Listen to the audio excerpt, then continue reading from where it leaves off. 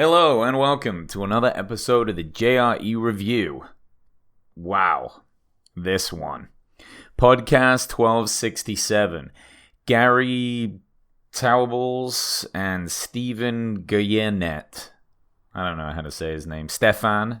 Well, it had become clear why saying his name is difficult during this podcast, because the guy Gary couldn't say Stephan's name almost at all, and even Joe had a hard time saying it. This podcast, ladies and gentlemen, was, I'm going to say it, and even Joe did, it's difficult to listen to in so many ways. It's difficult because it was so complicated. I have a science background. In fact, it's biochemistry, which is the same as the Stephan guy, and I'm not sure what conclusions I made from it. There's some information in there, but if you're trying to figure out low carb, obesity versus something else, or you do keto or whatever, take some notes and be patient, because this one was a doozy. But let's start the review.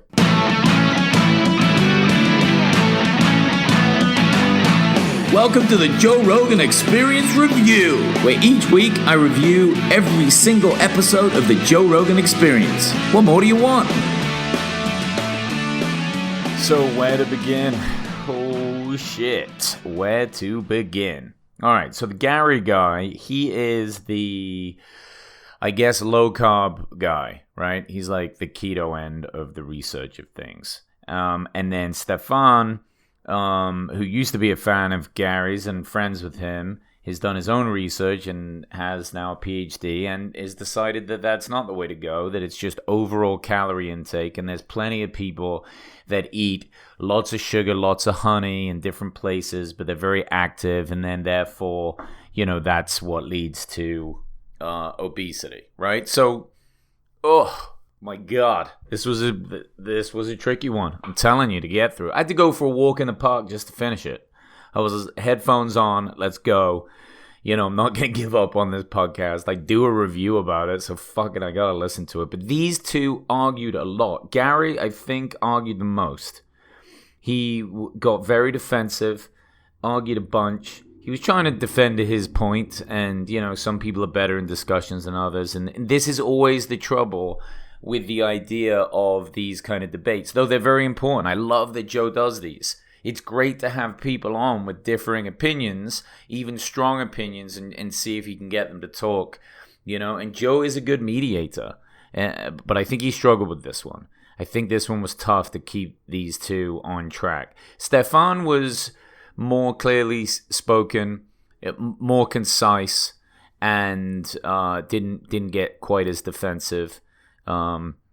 His points seem to make more sense. Personally, I like the idea of ketogenics. I've done it for a while. Like many people that listen to Rogan, like you give it a shot. It works great for me. It's hard to do. It takes a ton of discipline. And to do it right is really difficult, because you got to monitor like your ketone levels, and oftentimes you got to take blood samples. Really, it's like checking for diabetes. Like you prick your finger, you put the drop of blood on a little, it's like a tab thing that has a microchip in, and it reads your ketones. It's not easy to do, and those things aren't cheap. The piss test strips are very cheap, but they're not super accurate, and the longer you're in ketosis for, that they don't really show you a great deal. They're good when you're fasting to show you that you're in ketosis, because you make kind of high levels of ketones, but anyway, that shit works well for me. I have good energy. I'm really focused. I get a lot done. I can think clearly. I like eating like that for the most part. And also, it really works my discipline muscle. It's not a real muscle, but you know what I mean. It's like it enhances my discipline for sure, which spills over into other areas of life, because you're not just you got to think about what you eat, and you got to maintain the levels. Low carb, super high fat, whatever. And you generally eat better, you feel better, right? So for me, it works. For a lot of people, it doesn't. Not many people can stay on it. In fact, almost everyone I've ever known that's got on it has has definitely stopped now. Most people fail right away. Maybe they only do a week or so, and that's it. So I'm curious to know. I was curious to listen to this one and figure out what the fuck is going on. What's the research saying? But no doubt, people can eat regular carbs, and as long as it's good, healthy food, and if they work out a ton, they're going to be in good shape too. I know Joe goes back and forth between keto and not keto, and mostly low carb, and I go back and forth on things. As long as you're working out pretty hard, and your intensity there is solid, I think you're in pretty good shape. So in a sense, both of these guys were inherently going to be somewhat right. Why they couldn't come to more of an understanding, I don't know. So Stephan's big point is like, a lot of the obesity regulation comes from the brain. And there's this thing called lectin, which is some enzyme or hormone that's created, and then that allows you to it responds to like the fat stimulus. Okay, so that's what's causing you to store fat. It's in response to this. So where on the other side of the coin, you've got Gary, who's saying that no, it's carbohydrates, and it doesn't matter how much you work out and how sedentary you are. Basically, his idea is that it's the carbohydrates and sugar that makes everyone fat, and obesity has nothing to do with exercise and working out, which that has to be bullshit. Like, why even threw that into the argument? I have no idea. It's just like, unless you're really trying to drive your point home, but to say if you could just get them up and get them moving and really making them, I mean, if you take someone and really fucking make them sweat to death, then you can probably feed them to a point almost anything. I don't know. I don't do research on either of this shit, but just to dismiss exercise seems very silly indeed. I don't know.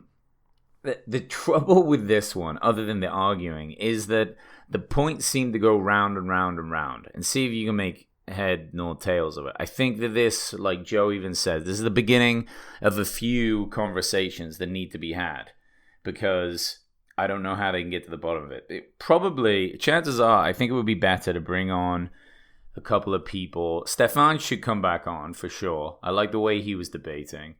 Gary probably does better on his own.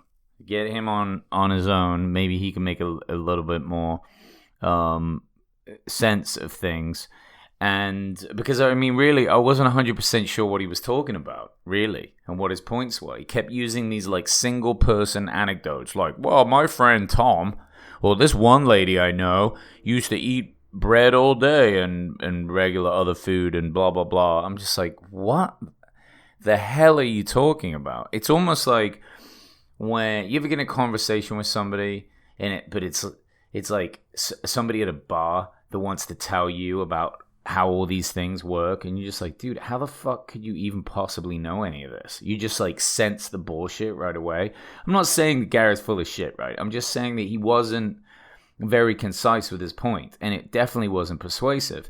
And if anything, I went into this with a bias. I would have been on his side. I'm more on the low end carbohydrate keto side of things. I think that's really beneficial because it's worked for me. I don't know. That is what works for me. And to see Stephan have a completely different idea, a completely different angle where he's coming from, it still ended up that he was the most persuasive just because he was calmer, he didn't argue as much, he didn't get as defensive, and he really kind of backed up his points for as much as he could make. But even with what he was saying, I'm not even 100% sure what his conclusion was. I think his was like, okay, the brain regulates your weight and just keep your calories lower. It doesn't matter how you do it. So whether it's protein, carbohydrates, or fats, doesn't matter which of the three you have, as long as the overall calories are a little bit lower, you can lose some weight. That's the end of it. All right, fine. But what happens if you just fucking love eating and you can't stop? Like, you just can always get a hold of a bag of chips and you're just going to eat them. And they do say that the more carbs you eat, the more you want to eat. And that, I would say, is definitely true. Because once you're on ketosis for a while, you don't really crave the carbs or the sugar in the same way. You just don't want it. And as soon as you try it, you get a crash and you feel like shit. So you start to associate carbs with, like, feeling crapper. And with that, because you're more in a state of like ketosis, you generally don't need to eat as much. So you can kind of keep your overall intake lower, and it's not as frustrating. You don't feel hungry all day long. You feel fine.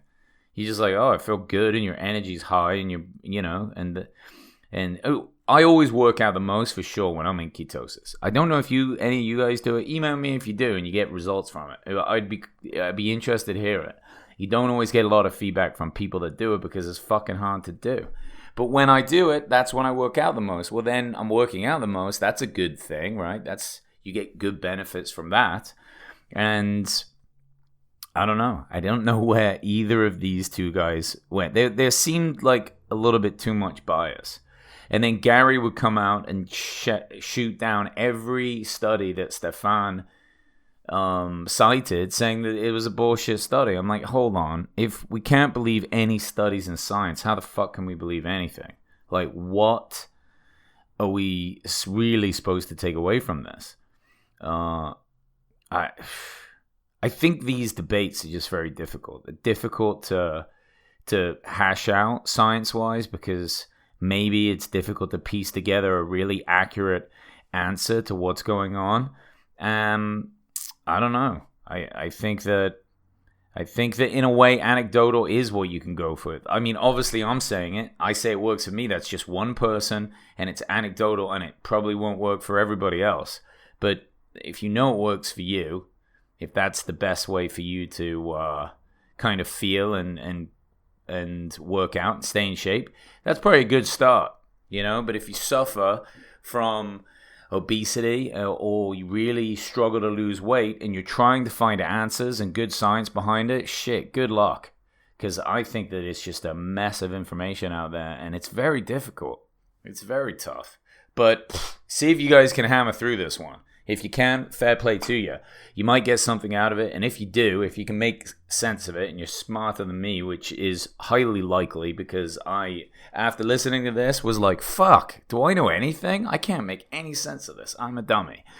You know, let me know. Give me an email, and thanks for listening. Cheerio.